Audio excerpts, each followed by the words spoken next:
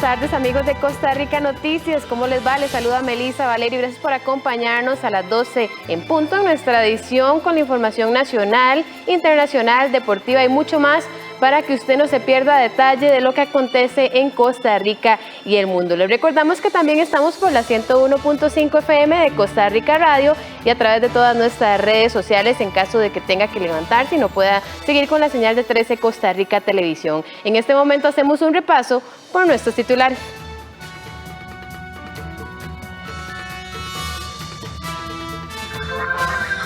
Eliminar plazas vacantes y reducir la compra de bienes y servicios son parte de las acciones que impulsa el Poder Ejecutivo para reducir el gasto en el próximo quinquenio. La tasa de reproducción del coronavirus subió en la última semana de diciembre, mientras los ticos disminuyeron el uso de la mascarilla. 108 centros educativos aún desconocen si pueden abrir sus aulas el 8 de febrero, debido a problemas en los inmuebles y falta de agua. Y en el mundo, Donald Trump y su vicepresidente Mike Pence hacen frente común para evitar destitución impulsada por los demócratas. Y vamos con el detalle de las informaciones y como lo veíamos en titulares, eliminar las plazas vacantes, reducir la adquisición de bienes y servicios, así como limitar las transferencias corrientes, son parte de las medidas que impulsa el gobierno para reducir el gasto público por los próximos 5 años. La periodista Melanie Corrales se encuentra en la Asamblea Legislativa y nos informa en vivo. Muy buenas tardes, Melanie, adelante. Hola Melissa, muy buenas tardes. Así es, el gobierno emitió un decreto para que entre el 2021 y el 2025 inclusive se reduzcan las transferencias de gastos corrientes en el Estado. Esto quiere decir el dinero que se utiliza principalmente para el pago de salarios y también que se reduzcan las compras de servicios y también de bienes en el sector público. Eso por un lado. Además, presentaron un proyecto de ley la tarde de ayer para que se prohíba el uso de las plazas vacantes en el sector público. Esto con la finalidad de reducir el gasto en el sector público. Veamos. Mediante este decreto se le ordena a todos los ministerios de gobierno para que procedan a reducir el gasto en algunas partidas específicas. Por ejemplo, remuneraciones eventuales, adquisición de bienes y servicios, suplencias y otras. Con esto se busca que de forma paulatina el gasto público pueda decrecer desde un 16,45% del PIB hasta un 13% del PIB. En la oposición, los diputados están a la expectativa de estas medidas y pendientes para analizar si las mismas van a contribuir en una reducción permanente del gasto público. Me parece que sí, en el entendido de que no implique más gasto, ¿verdad?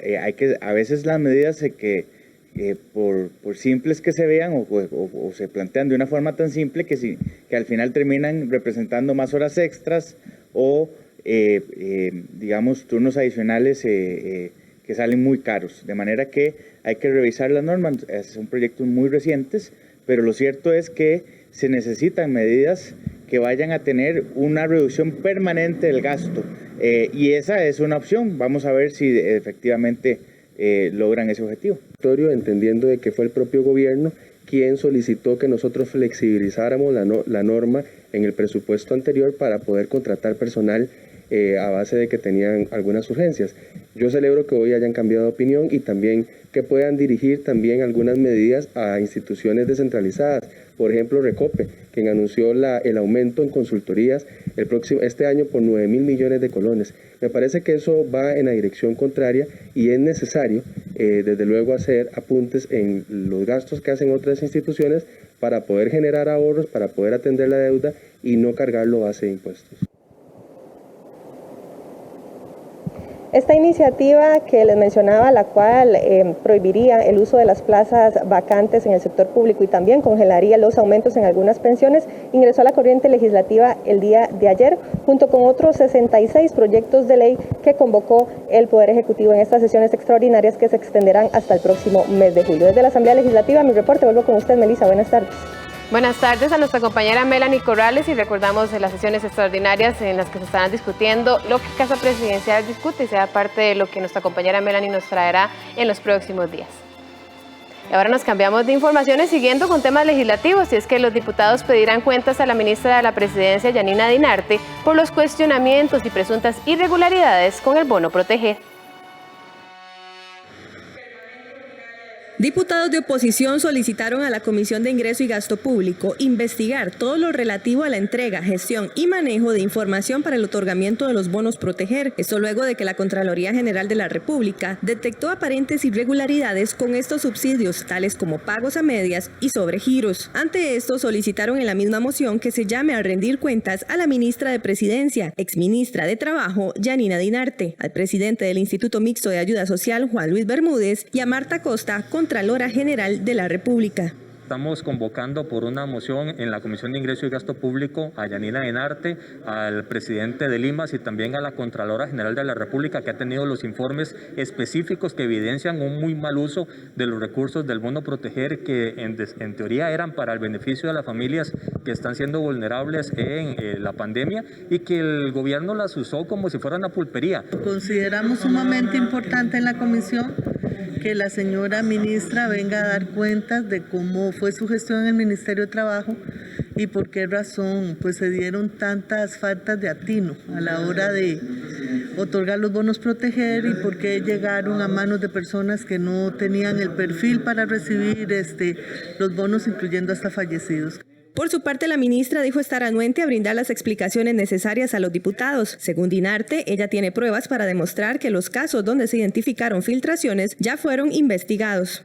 Las personas que nosotros ya identificamos que tuvieron una filtración eventual han pasado a un proceso de investigación. Muchos casos se ha identificado que no había filtración, en los que sí se ha identificado que hay filtración, se han aperturado los procesos también para lo que corresponde. En algunos casos ya se ha hecho devolución de recursos, en otros casos están en proceso y por supuesto parte de lo que estamos planteando a la Contraloría es que necesitamos toda la información de los casos que ellos han identificado como potenciales casos de filtración para que pasen a la investigación, se le dé el debido proceso a las personas involucradas y que con eso podamos determinar si pasamos a un proceso de recuperación.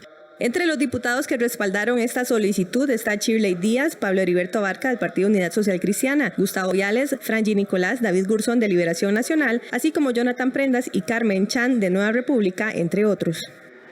Y a las 12:08 continuamos con más informaciones y es que de acuerdo con el Instituto Meteorológico Nacional, los fuertes vientos y las lluvias continuarán en el Caribe, la zona norte y el Valle Central de nuestro país. De acuerdo con el Instituto Meteorológico Nacional, desde la madrugada de este martes se registran lluvias en la zona norte y el Caribe del país que alcanzan también el Valle Central en los sectores norte y el este de la región. Con respecto a los vientos alisios, el meteorólogo de esta entidad, Juan Diego Naranjo, aseguró que continúan en el Mar Caribe de moderada a fuerte intensidad en la cuenca, lo que ha ocasionado un mayor aporte de humedad en el territorio nacional. Estas condiciones lluviosas van a predominar durante el resto de este martes y todavía primeras horas de mañana miércoles.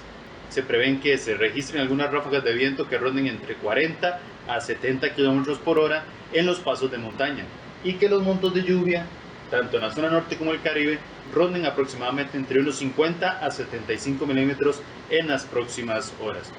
Parte de estas lluvias van a seguirse presentando aquí en el Valle Central, particularmente hacia San José y la parte de Cartago.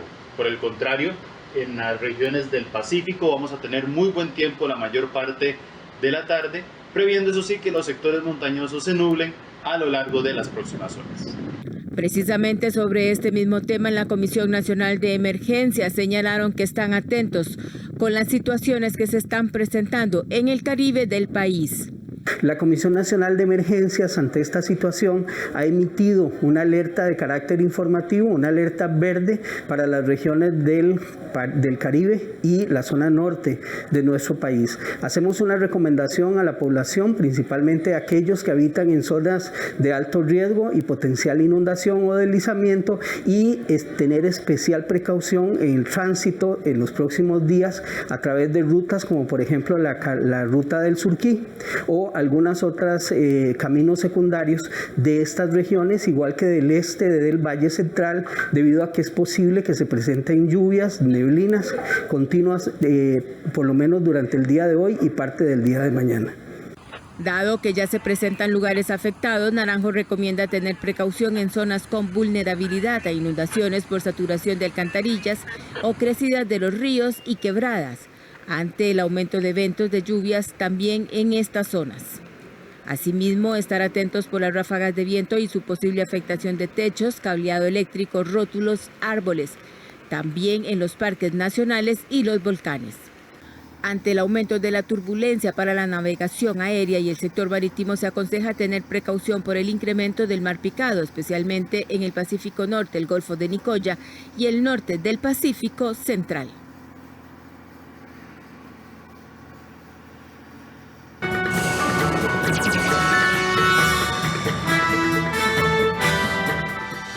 Y a las 12:11 hacemos un recorrido de la situación vial en nuestro país. A continuación, gracias a la señal de cámarasvialescr.com, ustedes pueden observar el sector del Castella, bastante fluido en ambos sentidos, tanto los que vienen para San José como los que van para Alajuela, así que evite velocidad en la zona.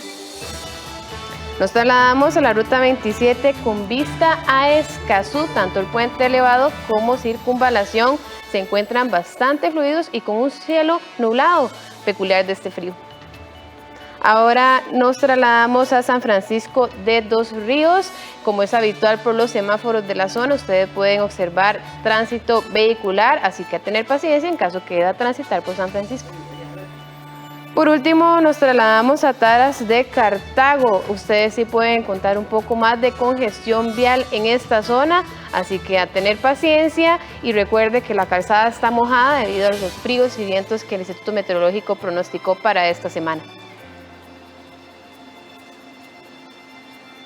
Y a las 12:12 hacemos nuestra primera pausa comercial, pero quédese con nosotros que traemos mucha más información.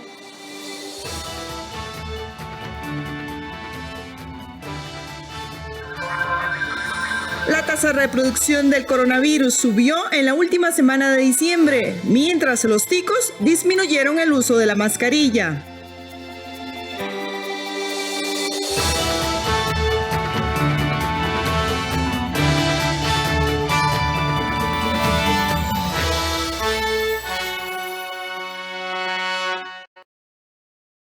La historia de dos mujeres colombianas de diferentes épocas, pero con varias similitudes en sus vidas.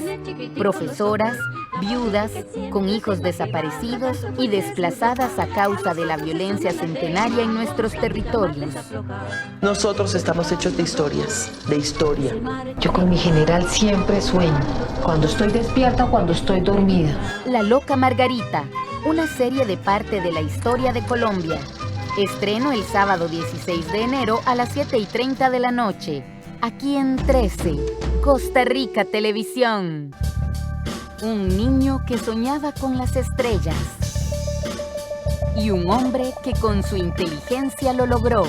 Franklin Chang, la biografía. Yo no estoy aquí por mí mismo, estoy aquí porque mucha gente me echó el hombro, me puso la mano, me ayudó, me abrió las brechas. Ahora me toca a mí.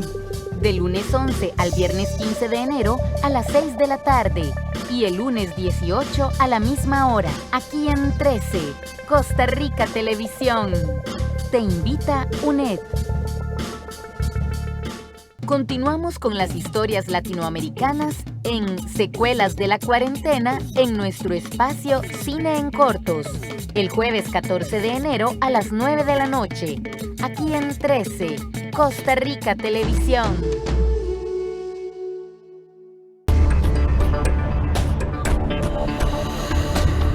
Hola, ¿qué tal? El tema de la salud mental ha sido preocupación de los diferentes sectores de salud por mucho tiempo aquí en el país y en el mundo, y ahora con el tema de la pandemia por el COVID-19 pues se ha exacerbado. Incluso se habla de que esas serán las secuelas de la pandemia, diferentes padecimientos relacionados con la salud mental. Pero esto no tenemos que verlo de manera negativa porque existen muchas formas de cuidar esa salud mental de tratar de salir adelante de las diferentes situaciones y sobre todo existen personas especialistas que pueden ayudar a una persona que tenga alguna enfermedad mental a superarla y salir adelante. No estamos solos, podemos salir adelante con los diferentes padecimientos de la salud mental. De eso vamos a hablar en Una Mirada esta semana. Acompáñenos.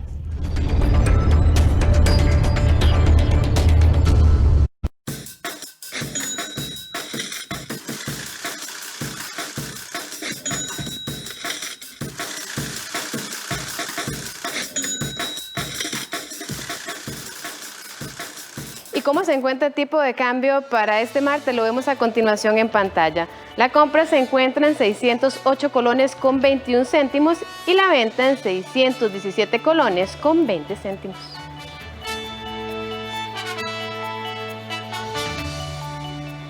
Y ahora nos trasladamos a las noticias de salud y específicamente lo que afecta al país, la COVID-19. Y es que el uso de mascarillas disminuyó un 25% en diciembre. Esto a pesar de que la tasa de reproducción del virus de COVID-19 continúa en aumento. Así lo explicó a Costa Rica Noticias Roberto Salvatierra, médico investigador de la Universidad Hispanoamericana. Un incremento del índice de reproducción de COVID-19 fue lo que se produjo entre la última semana de diciembre y la primera de enero. Esto debido a que era de 0.92 para la semana antepasada y pasó ahora a 1.06, es decir, subió un 14% más, en donde todas las provincias incrementaron, excepto Punta Arenas. La tasa básica de reproducción es un valor sumamente importante para efectos epidemiológicos porque nos dice cuando una persona está enferma qué capacidad tiene de infectar otras personas. En este caso nosotros hemos podido observar lo siguiente, siendo que hemos mantenido tasas básicas de reproducción debajo de 0 y ese es el número más importante, tenerlo debajo de 0. En este caso volvimos a pasar la tasa básica de reproducción por encima de 0. En un valor de 1.07. Eso indica que todavía estamos teniendo valores de contagio muy altos, pero eso sí, es sumamente importante ver esto. Eso es la tasa básica de reproducción a nivel nacional. Este grupo de especialistas de la Universidad Hispanoamericana señala que debido al alto nivel de positividad de pruebas PCR, da la impresión de que se están diagnosticando mediante pruebas los casos clínicos más aparentes y graves, desechando los más benignos, lo cual se vería reflejado en el aumento de los pacientes que requieren hospitalización por COVID-19. Según la Organización Mundial de la Salud, nosotros tenemos que tener un índice de positividad que tiene que estar por debajo de 10. ¿Eso qué significa? Que la cantidad de personas infectadas que se sacan basadas del número de PCRs tienen que tener un número, bastante bajo. O sea, que por cada 10 pruebas deberíamos de tener una sola prueba, una sola persona positiva. En este caso, nosotros hemos llegado a 100 pruebas, tener 50 personas infectadas. De esas 50 personas infectadas, nosotros sabemos que hay muchos que se están escapando a la PCR, lo cual nosotros sabemos que desde junio del año pasado, en realidad fue la última vez que Costa Rica mantuvo las pruebas de PCR adecuadas. Por otro lado, Salvatierra advirtió que en diciembre el uso de mascarilla disminuyó un 25%. Basado en los estudios que tenemos de la Universidad de Maryland, que son encuestas que se hacen por medio de Facebook y la Universidad de Maryland, que dan un muestreo aproximado de la utilización de mascarillas, vemos que la utilización de mascarillas más baja que tenemos es durante diciembre de este año, siendo que en octubre estuvo la más alta, aproximándose un 90%. En este momento estamos por debajo del 70%. De hecho, sabemos por una información de la Comisión Nacional de Emergencias en nuestro país que sí, la utilización de mascarillas ha caído un 25%. Si esto se sigue dando, dada la ominosidad de los casos y más con las variantes que pronto van a llegar de otros países, probablemente la infectabilidad va a subir bastante. En cuanto a la movilidad de las personas, los investigadores señalan que tuvo importantes picos de aumento antes del 24 de diciembre y posterior a esta fecha hubo un descenso en la curva. Y es que la Caja Costarricense del Seguro Social confirmó que la movilización y entrega dentro de la cadena de frío de 17.705 vacunas en 10 hospitales y 18 áreas de salud fuera del gran área metropolitana fue exitosa. Según el plan, la llegada de las vacunas al país determinará el ritmo de avance y por consiguiente la vacunación diaria. Además, la llegada de los congeladores ultrafríos que la Comisión Nacional de Emergencias va a adquirir posibilitará mover mayores cantidades de vacunas, sobre todo cuando entren las otras dos fuentes de vacunas, las de AstraZeneca y las que ingresan por el sistema COVAX, que son las compradas en conjunto con otros países de la región. Por ejemplo, el doctor Omar Miranda Alvarado, jefe de servicio de emergencias del Hospital de San Carlos, fue el primer trabajador de ese establecimiento de salud en recibir la primera dosis de la vacuna contra la COVID-19. Este lunes 11 de enero a las 2 de la tarde inició el proceso de vacunación contra la COVID en esta red integrada de prestación de servicios. Vamos a iniciar el proceso de vacunación en establecimientos de la región Chorotega, de la región Huetar Norte, de la región Atlántica y de la región Pacífico Central. Con estos ya son 55 establecimientos de salud que a partir de hoy y de manera continua, semana a semana, van a estar recibiendo vacunas para poder ir avanzando en sus grupos priorizados de acuerdo a lo establecido por la Comisión Nacional de Vacunación y Epidemiología. Arrancamos con los funcionarios que están en la primera línea de acción y tenemos un alcance de 250 funcionarios por semana por las próximas 3 semanas.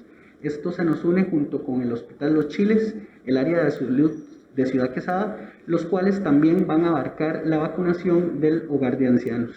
Para nosotros es un placer iniciar este proceso de vacunación en la región Huetar Norte, que involucra los cantones de San Carlos y Los Chiles.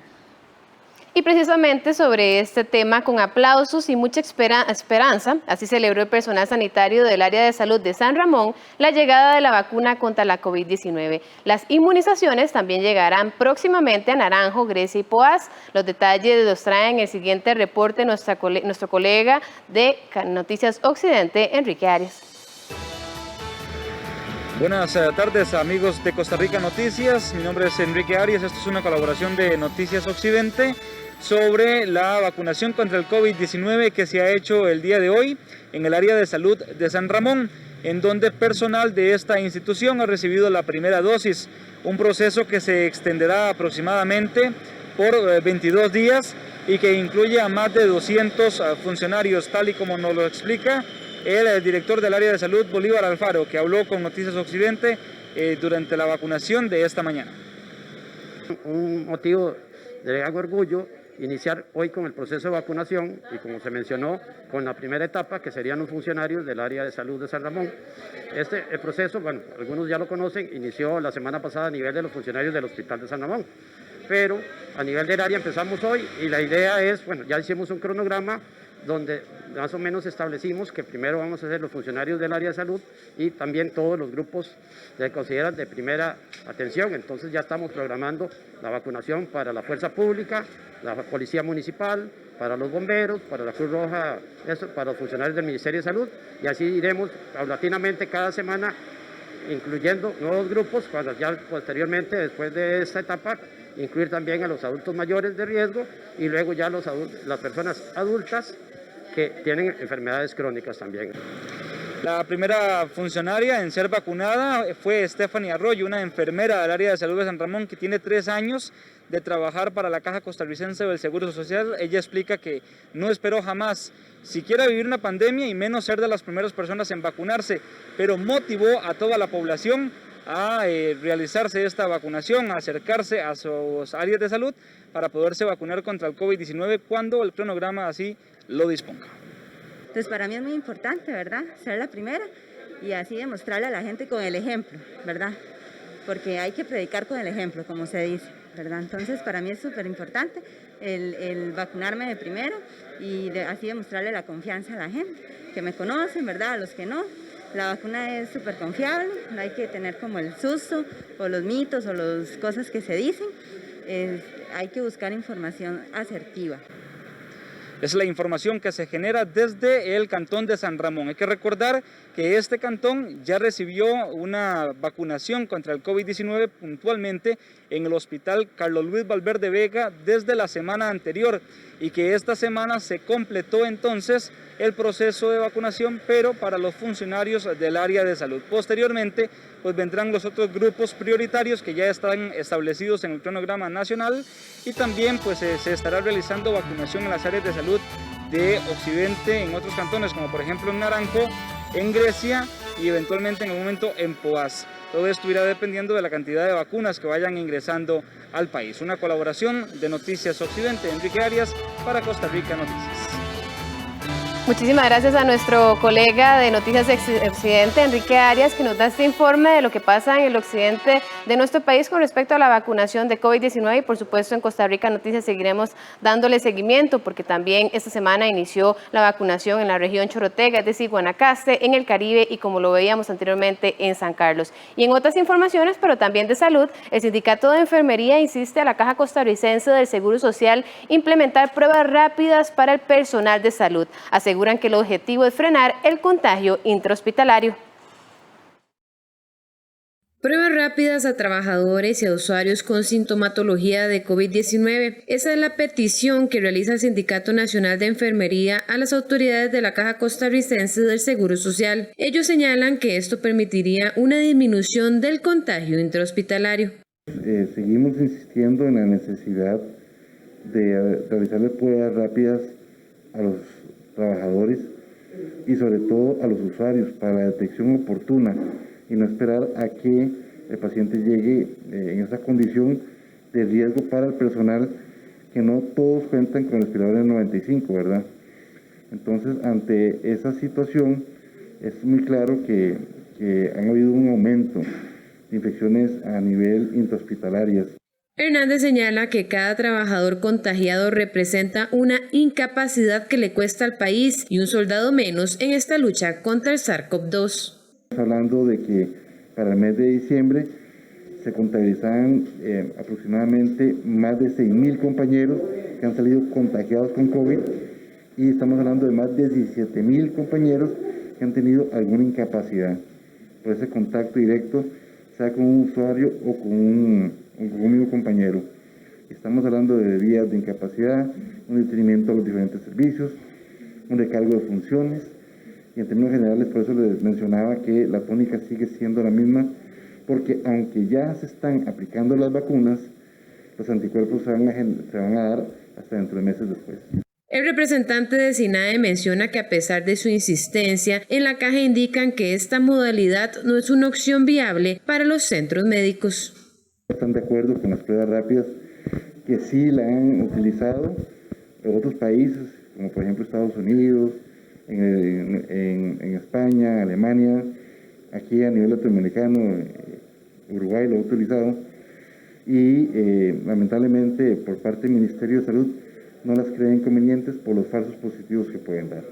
Pero para nosotros es una herramienta necesaria para un mejor manejo y control de la pandemia.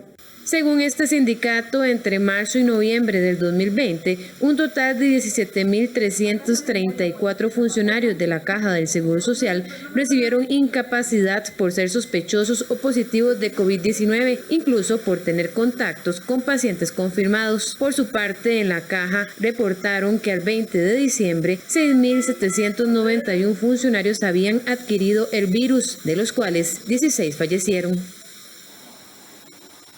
Y a las 12:28 les contamos que los monos de nieve tienen bajos niveles de estrés debido al tiempo que permanecen en aguas termales. Veamos los detalles de esta especie en nuestra sección Animales en Libertad.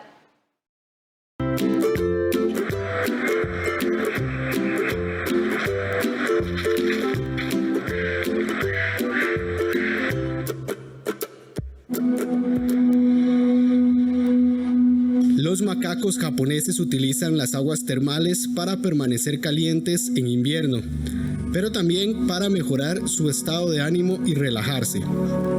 Estos macacos son nativos de Japón, tienen pelaje grisáceo y cara roja.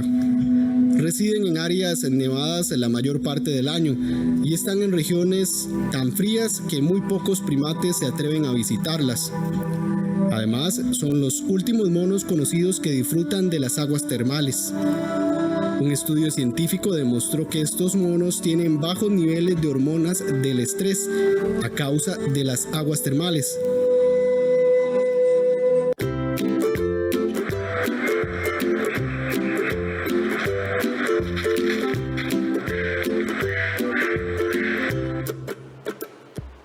Y después de conocer más de este simpático y relajado animal, hacemos una pausa y ya venimos con mucha más información.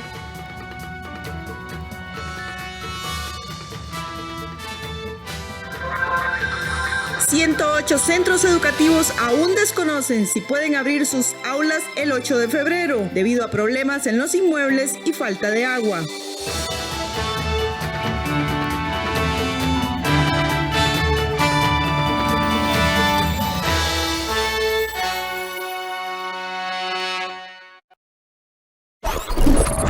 La pobreza y la exclusión social llevan décadas alimentando a algunos de los más crueles grupos criminales. A esos muchachos que andan buscando sentirse parte de algo, las maras les brindan una oportunidad que habrán de pagar con sufrimiento y sangre. Los tatuajes con los que expresan su pertenencia simbolizan el vínculo indestructible que les une a las maras. RT Reporta, 10:30 de la noche, por 13, Costa Rica Televisión. Disfrute todos los sábados, desde la comodidad de su casa, de una serie de conciertos de la Orquesta Sinfónica Nacional, a las 7:30 de la noche, solo aquí en 13, Costa Rica Televisión. Un programa que nos enseña lo divertido y fácil que puede ser tocar este instrumento. Yo soy Ramón Armando Velázquez y hoy aprenderán conmigo a tocar la guitarra en forma sencilla, rápida y fácil. Guitarra en mano, los sábados a las 3:30 de la tarde, solo en 13, Costa Rica Televisión. Sobre el agua, los campesinos de Bangladesh se adaptan al cambio climático. Economía sustentable. Un proyecto reduce el impacto de la ganadería sobre los bosques mexicanos. El difícil camino de un capo de la droga brasileño hasta dejar el mundo del crimen. Global 3000, todo está conectado. Este martes a las 10 de la noche, por 13, Costa Rica Televisión. Y a las 12:32 continuamos con más de Costa Rica Noticias. Y es que el Ministerio de Educación Pública dice que desconoce cuáles centros educativos no podrán ser utilizados este 2021. Esto por no cumplir con los protocolos. A la fecha se reportaron 36 sin agua y 72 instituciones con cierre sanitario. El último y más reciente protocolo de regreso a clases presenciales, desarrollado por el Ministerio de Educación Pública, afirma no podrían operar de forma presencial durante el nuevo periodo lectivo los centros educativos que no dispongan de agua y los que tienen orden sanitaria de cierre. En total son 108 inmuebles entre escuelas y colegios que no se podrían utilizar. Se trata de 36 sin agua y 72 con orden sanitaria roja. La ministra de Educación, Giselle Cruz, afirmó el dato exacto de los centros educativos que entrarán a funcionar el próximo 8 de febrero aún no lo manejan, debido a que algunos de los centros educativos con cierre técnico van a alquilar nuevos espacios. Nosotros hemos hecho un análisis con toda la información que nos entregaron los mismos directores. Tenemos 36 centros educativos que tienen algún problema de suministro de agua. Lo estamos resolviendo para que puedan ingresar. La idea es que ingresen todos los centros educativos que se pueda. Hay otros centros educativos que hemos analizado, por ejemplo, con orden sanitaria roja. Esos centros educativos, algunos ya tienen alquiler en otros espacios físicos, pero también valorando estos centros educativos con la posibilidad que tienen de conectividad para que puedan hacer la educación, seguir en la educación a distancia. Pero no hay una lista exhaustiva de que diga tal colegio no puede ingresar. ¿Por qué? Porque va a depender de las condiciones de ese centro educativo y estamos todavía en ese proceso de mejora de estos centros educativos que tendrían alguna imposibilidad de regresar. Actualmente el MEP analiza la posibilidad de que los centros que del todo no podrían abrir sus puertas en febrero inicien el periodo lectivo en modalidad virtual, tal como funcionaron durante buena parte del 2020. Según el protocolo del MEP, la cantidad de estudiantes en modalidad presencial dependerá de las posibilidades de la infraestructura para mantener el distanciamiento de 1,8 metros entre cada estudiante. El MEP tiene cerca de 4.500 centros educativos en todo el territorio nacional. Y continuando con temas de educación, el MEP de forma constante ha mencionado a los estudios internacionales como el respaldo para hacer el llamado a clases presenciales. Pero ¿qué dicen los estudios internacionales? Lo vemos en la siguiente nota. ¿Cuál es el nivel de contagio de un niño? ¿Es seguro enviarlos a clases? ¿Cuáles son los riesgos? Estas son solo algunas de las preguntas que muchos padres de familia podrían estarse planteando ante el cercano inicio de las lecciones presenciales en Costa Rica. El Ministerio de Educación de forma constante ha mencionado a los estudios internacionales como el respaldo para hacer el llamado a las clases presenciales. ¿Pero qué dicen estos estudios? Consultamos a la unidad de prensa del MEP sobre las investigaciones en las que se respaldó el ministerio para su decisión, pero no dieron respuesta al cierre de esta edición. El más reciente estudio realizado por la Universidad Técnica de Múnich afirma que los niños tienen hasta 6 veces más posibilidades de ser transmisores del virus del COVID-19 de lo que se pensaba anteriormente, lo que podría poner en riesgo a los familiares y cuidadores. La investigación, que incluyó a más de 12,000 menores en Alemania, enfatiza en el nivel de contagio en los niños pudo haber sido subestimado, ya que a estos no se les realizan tantas pruebas, ya que sus síntomas son casi imperceptibles.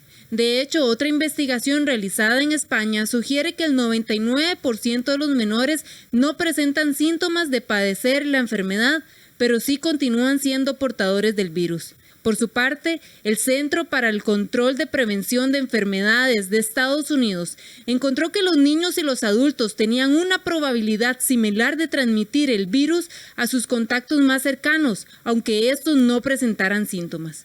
Conclusiones como las anteriores llevaron a medios españoles como el ABC y El País a afirmar que las escuelas fueron el motor en la segunda ola de contagio en Europa y otras partes del mundo. El pasado mes de septiembre salieron a flote varios estudios que contradicen a los anteriores y descartan que los niños sean grandes transmisores del COVID-19, ni entre ellos ni entre los adultos. El de mayor peso fue el realizado en Barcelona, en los campos de verano a 1.900 niños y el monitoreo a 22 escuelas, el cual reveló que la tasa de reproducción del virus entre los alumnos fue del 0.3%, es decir, 6 veces inferior a la tasa registrada en la población en general. Otra de las conclusiones del análisis en Barcelona es la efectividad de distribuir a los escolares en grupos burbuja. Precisamente esta estrategia ya ha sido anunciada por el Ministerio de Educación Pública en el ingreso escalonado y los recesos segmentados. Esta medida de crear pequeñas burbujas ayudó a la trazabilidad de los contagios y a la realización de cuarentenas preventivas en caso de contagio, cita el estudio publicado por el ABC. En lo que sí coinciden con el estudio de la Universidad de Múnich en Alemania es que la mayoría de los menores se muestra asintomático, lo que podría poner en riesgo a las familias, ya que los adultos en las casas sí podrían presentar complicaciones por el COVID. El uso del alcohol en gel, la mascarilla, el lavado de manos, el distanciamiento siguen siendo claves para el control de la enfermedad dentro y fuera de los centros educativos. Y a las 12:38 le contamos que el 70% de las aerolíneas que tenía Costa Rica antes de la pandemia están activas, según datos del Instituto Costarricense de Turismo. Esto significa que al menos 20 aerolíneas se encuentran activas. El 70% de las aerolíneas que estaban antes de la pandemia son las que se encuentran activas en este momento, es decir, esto representa 20 de ellas. La disminución en la actividad de las aerolíneas se debe a las medidas que fueron implementadas durante la pandemia. Actualmente tenemos 20 aerolíneas operando en ambos aeropuertos, tanto en Iberia como San José. Esto representa más del 70% si comparamos con inicio del 2020. Lo cual nos llena de mucha alegría ver la respuesta rápida que hemos tenido nuestros socios estratégicos, las aerolíneas, para iniciar y reactivar el turismo en Costa Rica.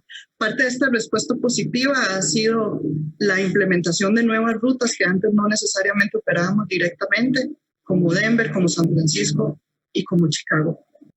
Entre las aerolíneas que se mantienen activas durante este periodo destacan Iberia, Lufthansa, United Airlines, American Airlines, Copa, Spirit, Aeroméxico, Air France, Air Canada, Avianca, JetBlue, Delta, Alaska, Volaris, KLM, ML Airlines, WestJet, Tweet Airways y el Delwis. Además, la pandemia tuvo un impacto drástico en las llegadas internacionales por la vía aérea en Costa Rica. Durante el 2019 y 2020, Costa Rica tuvo una disminución de más de 1.300.000 llegadas por la vía aérea debido al cierre de fronteras. Por ejemplo, entre enero y noviembre del 2020 se registraron 718.000 llegadas por vía aérea, mientras que durante este mismo periodo, pero en el 2019, se registraron poco más de 2 millones. La mayor cantidad de llegadas provinieron de América del Norte, Estados Unidos, Canadá, México. De segundo se ubica el mercado europeo con vuelos provenientes de Francia, Alemania y Reino Unido. De tercero se ubica América del Sur, con llegadas de Colombia, Argentina y Brasil. Basado en estos números, el Instituto Costarricense estima que Costa Rica ha tenido pérdidas. El descenso en la demanda de turistas a nivel mundial es un efecto que sucedió en todos los países. Para Costa Rica también ha sido un reto muy grande recuperar esta demanda. Para el 2020, la demanda de turistas o el ingreso de turistas representó aproximadamente un 35-40% de lo que recibíamos el año anterior. Sin embargo, no son solo noticias malas, realmente es una respuesta muy positiva a toda la inversión y a todos los esfuerzos de comunicación que hemos mantenido durante todo el 2020 en los mercados principales, Norteamérica y Europa.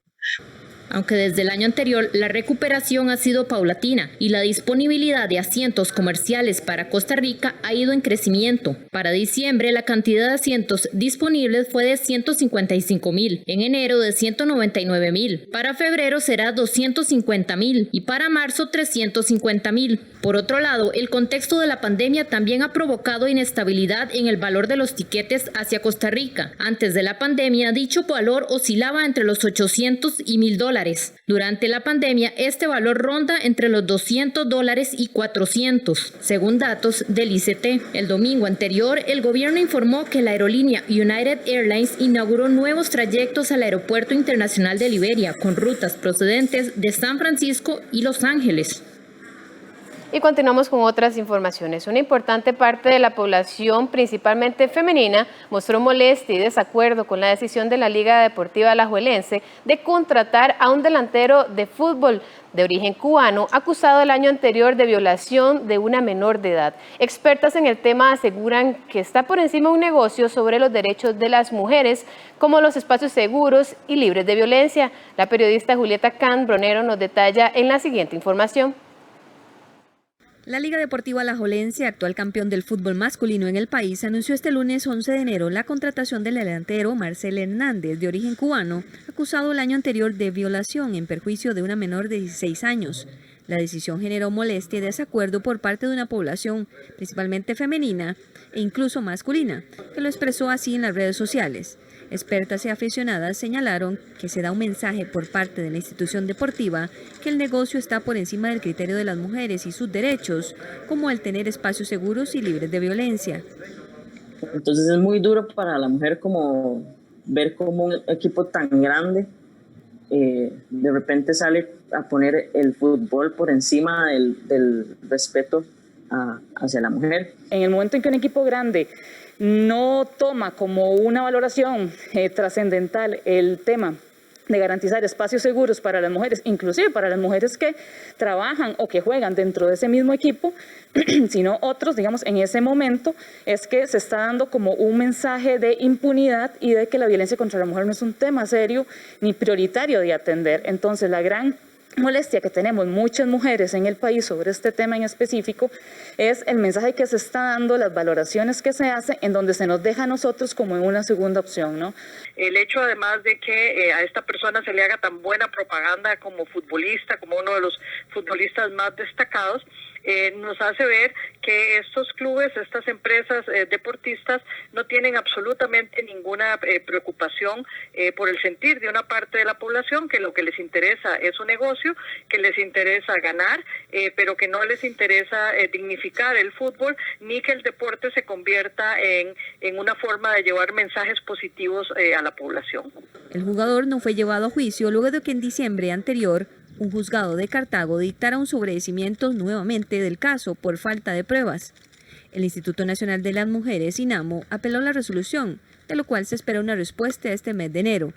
El año anterior, el abogado del futbolista Raimundo Pérez Castillo había señalado que su cliente no era responsable de violación y que todo apuntaba a una relación romántica y voluntaria, aunque impropia. Así lo señaló al periódico La Nación. En el 2017, Costa Rica aprobó la Ley de Relaciones Impropias, que sanciona con penas de prisión de 2 a 3 años aquellas relaciones con personas menores de edad, cuando la víctima sea mayor de 15 y menor de 18 años, y el autor sea 7 o de más años. El directivo de la Liga Deportiva Alajuelense, José Cabezas, dijo a Costa Rica Noticias que apelaron primero al derecho de trabajo y al principio de inocencia para la contratación del jugador y no de intereses del club. Según el directivo, dicho órgano colegiado es el que toma las decisiones de la institución. Así como nosotros respetamos el derecho de la mujer 100% y en forma absoluta, y somos garantes y defensores de los derechos de las mujeres, también somos garantes y defensores de los derechos de los ciudadanos. Y ningún ciudadano, sea nacional o sea extranjero, puede ser condenado si no hay una sentencia judicial que lo afirme, ¿no? Entonces, nosotros mientras eso no exista, no podemos tomar decisiones que sea una condena mediática o una condena social. La acusación contra Marcel Hernández fue hecha por la Unidad de Género de la Fiscalía Adjunta de Cartago, que le atribuyó al futbolista 4 presuntos delitos de violación, en perjuicio de una menor de edad, hechos que se habrían presentado en agosto del 2018.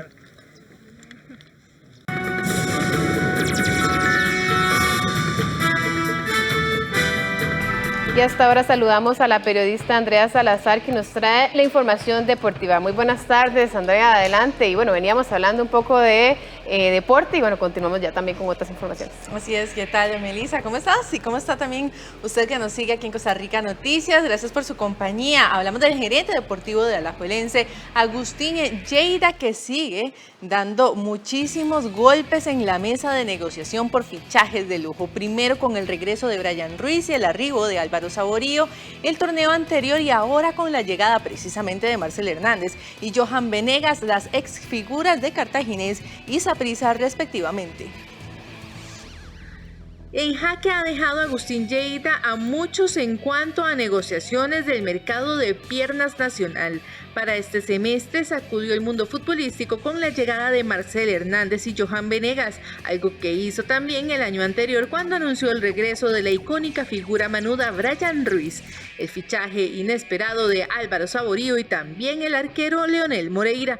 Con la 30 en sus vitrinas, la presión ha bajado en la casa de Alejandro Morera Soto. El objetivo es el bicampeonato y los recientes movimientos manudos denotan a un Lleida agresivo en sus contrataciones, quitándole a Saprissa y Cartaginés a sus respectivos goleadores. Y es que desde su llegada en el año 2018 al club brumoso, Marcel Hernández ha marcado 59 goles, mientras que Venegas, quien llegó ese mismo año pero al Deportivo Saprissa, logró 43 dianas. Según los datos de Gerardo Cotocover, es decir, Alajuelense ha fichado a 2 hombres que juntos tienen un promedio de 50 goles por año. Al mismo tiempo, Lleida ha dejado a 2 de sus más importantes rivales sin esas piezas claves, siendo un negocio redondo para los erizos.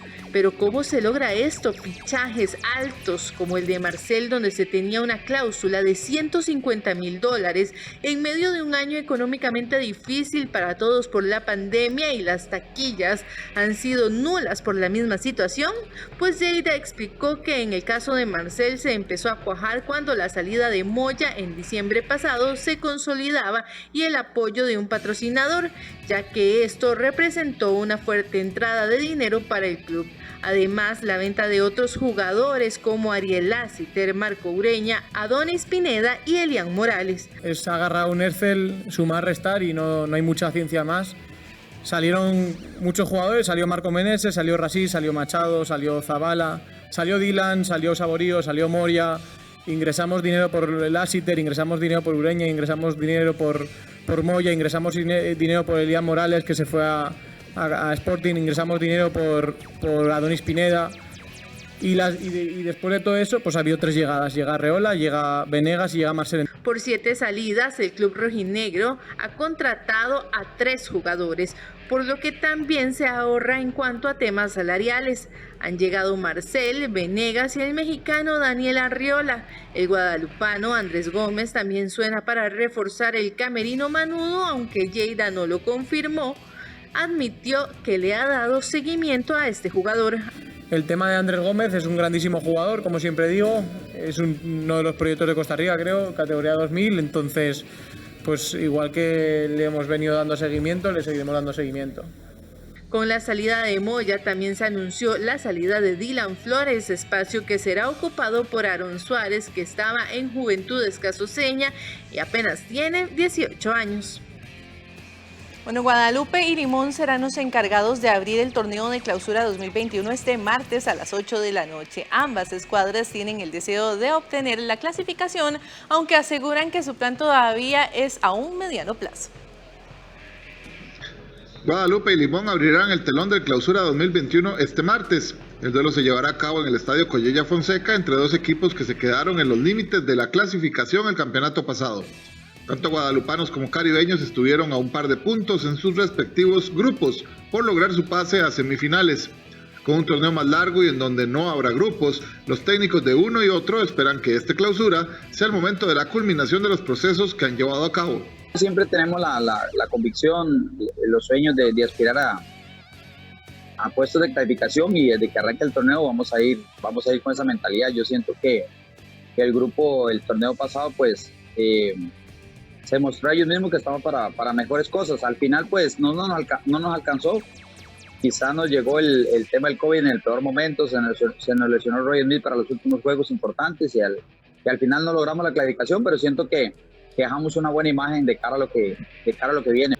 En tiendas guadalupanas la ambición es clasificar. Sin embargo, no olvidan que su fin primordial es impulsar figuras jóvenes, tomando en cuenta que los últimos torneos han dado un empujón en ese sentido. Yo trabajo para ver a muchos jugadores crecer. Hemos tenido un Lautaro Ayala, por decir un nombre, a un Eduardo Juárez, a un Aaron Murillo, por decir nombres que están ahorita aquí, a un Brandon Bonilla, tal vez no venía con mucha regularidad anteriormente. Bueno, eso es parte del trabajo que uno tiene que hacer, darle los minutos, formarlos. En ambos casos, aunque buscarán la clasificación, se enfocan en procesos a mediano y largo plazo, con planillas jóvenes que acumulen experiencia próximamente. El campeonato nacional que empieza esta noche será el 115 desde 1921. Desde aquel año el certamen registra más de 34.000 goles y podría tener varias situaciones históricas al finalizar, las cuales repasamos a continuación.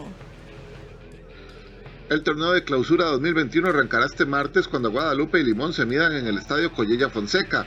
El certamen regresará a una estructura que, salvo algunas excepciones, conocemos con lujo de detalle desde hace 6 años. 2 vueltas en donde todos los equipos se miden todos contra todos, con 2 posteriores semifinales y una final. Para esta clausura habrá una modalidad distinta, y es que habrá también una liguilla de no descenso entre el Sporting como último lugar del certamen anterior y el que finalice último en la tabla en este campeonato, algo que no se daba desde la campaña 99-2000. Quien pierde esa serie recíproca se irá a la Liga de Ascenso. En cuanto a récords por batir, siempre hay detalles interesantes.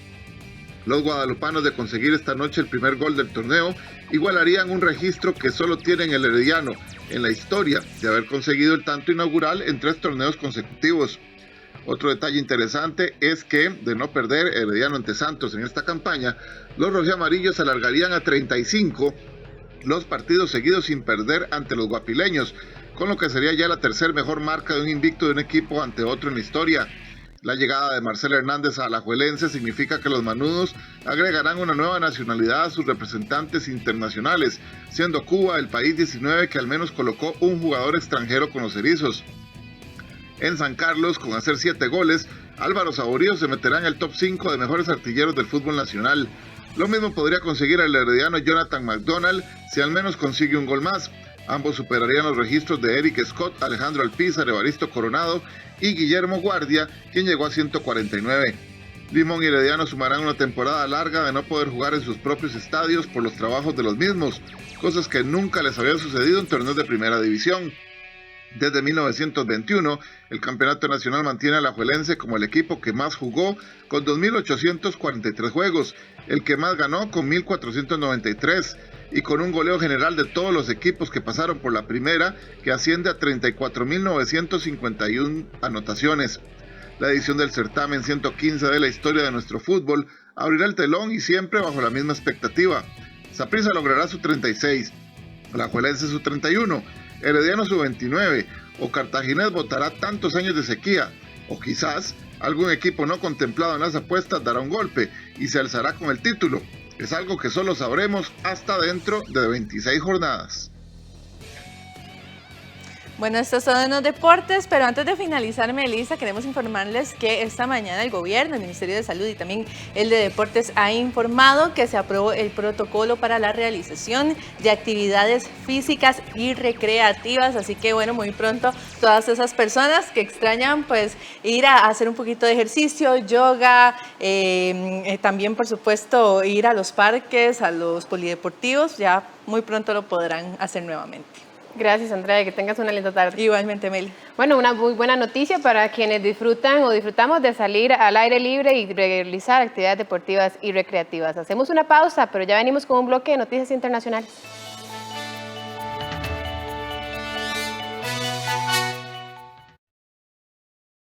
Un programa que analiza diferentes factores del medio ambiente y cómo son afectados por el ser humano. ¿Te has preguntado qué impacto tiene en el medio ambiente nuestro supuesto confort? ¿Realmente podemos llamar bienestar a nuestro actual estilo de vida? ¿A qué se refiere este término de huella ecológica? Código Verde, los domingos a mediodía, aquí en 13, Costa Rica Televisión. En el espacio Arte 13. Disfrute de las promesas del bel canto nacional en... El arte es mucho más profundo, es compartir la música, es sentirla. Jóvenes cantantes líricos de Costa Rica. Lo hace más humano, que eso es lo que uno trata de transmitir en el arte precisamente. Este 17 de enero a las 2:30 de la tarde, en 13, Costa Rica Televisión. Hola, ¿qué tal? Mi nombre es Adrián Naranjo y soy parte del equipo de producción de 13 Costa Rica Televisión. A diario nos llegan mensajes de apoyo, informaciones de iniciativas gubernamentales, empresariales que buscan adaptarse y sobrevivir. Historias innovadoras y esperanzadoras de personas que luchan por encontrar soluciones en estos tiempos de cambio. Y son precisamente esos esfuerzos los que vamos a compartir acá, en este programa Soluciones del 13. Martes y viernes, inmediatamente después de la conferencia de prensa de actualización sobre el coronavirus. Los demás días a la 1 de la tarde, aquí en 13, Costa Rica Televisión.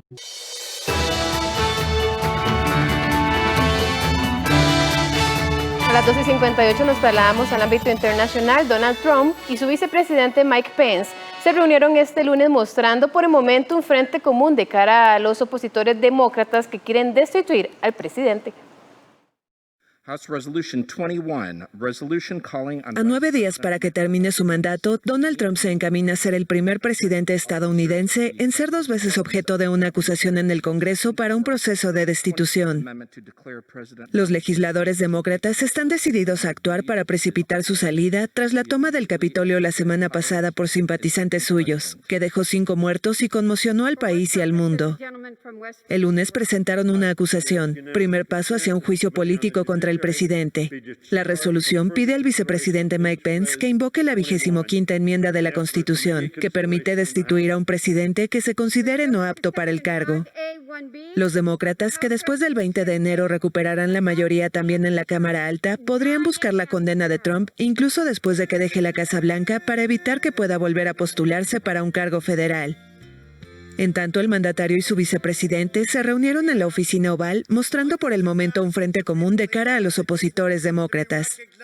Se trata de su primera reunión tras el desencuentro generado por las presiones de Trump para desconocer los resultados de las elecciones el 3 de noviembre, a lo que Pence se negó. Según un alto funcionario, tuvieron una buena conversación y se comprometieron a continuar el trabajo por el país hasta el final de su mandato. Eso da a entender que Trump no considera renunciar de manera anticipada y que Pence no tiene intenciones de destituirlo a pedido de la mayoría de los legisladores. El mandatario también perdió el lunes a otro miembro del gabinete. El secretario interino de Seguridad Interior, Chad Wolf, presentó su renuncia debido a eventos recientes. No hizo referencia expresa a la asonada contra el Capitolio, pero la semana pasada la había considerado un acto trágico y repugnante.